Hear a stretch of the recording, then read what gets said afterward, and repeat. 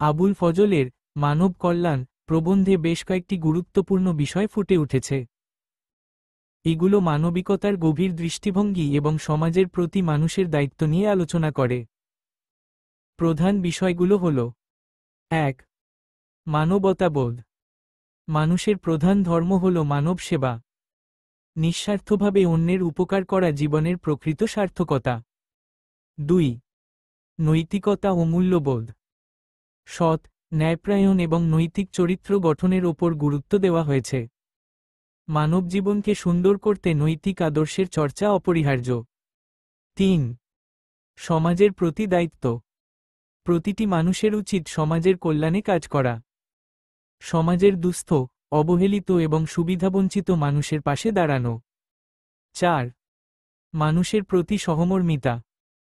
অন্যের দুঃখ কষ্ট বুঝতে পারা এবং তা লাঘবের চেষ্টা করা মানবিকতার পরিচয়। নিজের সুখের জন্য নয়, বরং অন্যের জন্য বাঁচো, এই নীতিতে চলার আহ্বান। ৫. সত্য, সুন্দর ও কল্যাণের চর্চা। সত্যের পথে থেকে সমাজে সুন্দর ও কল্যাণমূলক কাজ করে যাওয়া। ব্যক্তিগত সুখ দুঃখের ঊর্ধ্বে উঠে বৃহত্তর মঙ্গল চিন্তা করা। ৬. সমাজে ঐক্যের প্রয়োজনীয়তা। পারস্পরিক সহানুভূতি, সহযোগিতা এবং ঐক্যের মাধ্যমে সমাজে শান্তি প্রতিষ্ঠা করা। এই বিষয়গুলো থেকে স্পষ্ট বোঝা যায়, লেখক চেয়েছেন মানুষ যেন স্বার্থপরতার ঊর্ধ্বে উঠে মানবতার সেবায় নিজেকে নিবেদিত করে। আবুল ফজলের মানব কল্যাণ প্রবন্ধে আরও কিছু গুরুত্বপূর্ণ বিষয় ও দৃষ্টিভঙ্গি ফুটে উঠেছে।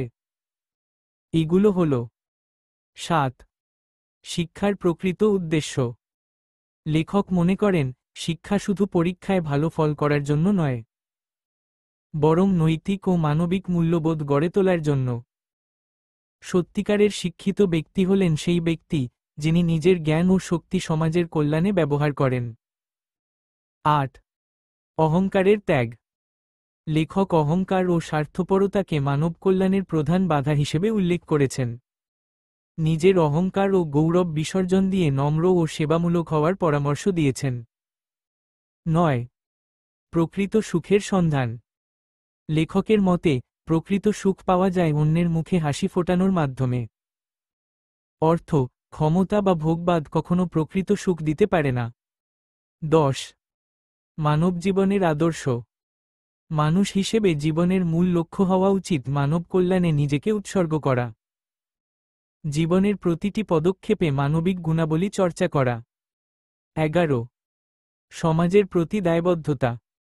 সমাজের অগ্রগতি ও শান্তির জন্য প্রত্যেক ব্যক্তিকে দায়িত্বশীল ভূমিকা পালন করতে হবে।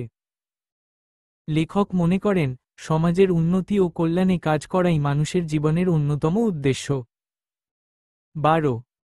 সংকীর্ণতা পরিহার। জাতি, ধর্ম, বর্ণ, গোত্র বা শ্রেণীর ভেদাভেদ ভুলে সবাইকে একসঙ্গে কাজ করার আহ্বান। সংকীর্ণতা সমাজের ক্ষতি করে, তাই এটি পরিত্যাগ করা জরুরি। ১৩. ধর্মের প্রকৃত চেতনা। লেখক ধর্মের প্রকৃত শিক্ষা হিসেবে মানব সেবা এবং পরার্থপরতার কথা বলেছেন। কোনো ধর্মই হিংসা বা বিদ্বেষ শেখায় না, বরং মানব কল্যাণে উৎসাহিত করে। ১৪.